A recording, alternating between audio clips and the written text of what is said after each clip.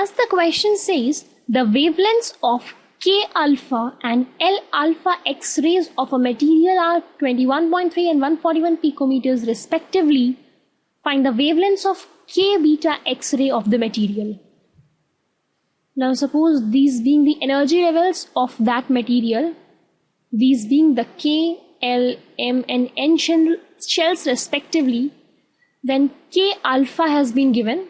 That K alpha means coming to K, the first transition, and L alpha coming to L, the first transition. So these have been given, and they want find the wavelength of K beta, so coming to K from second, like this, X-ray of the material.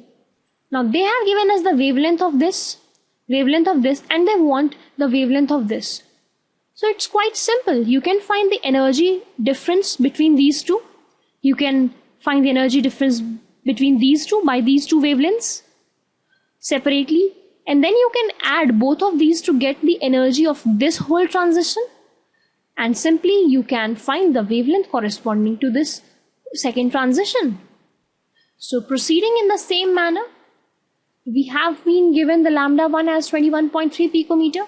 So finding the E1 means K alpha transition to be 1242 upon wavelength in nanometers, that is 21.3 into 10 to the power minus 3 electron volt, that is also equals to 58.309 into 10 to the power 3 electron volts.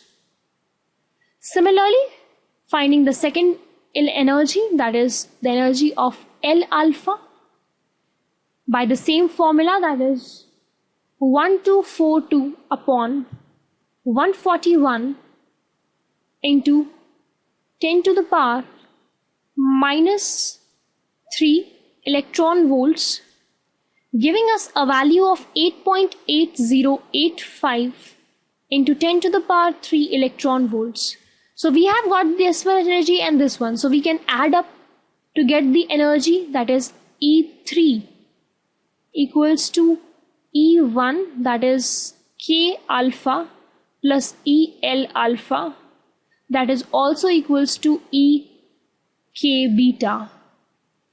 And it is actually equals to 67.118 into 10 to the power 3 electron volts. Now we have got the energy of this transition and we need to find the wavelength of this transition. So it's quite simple. We can do like this, HC upon E.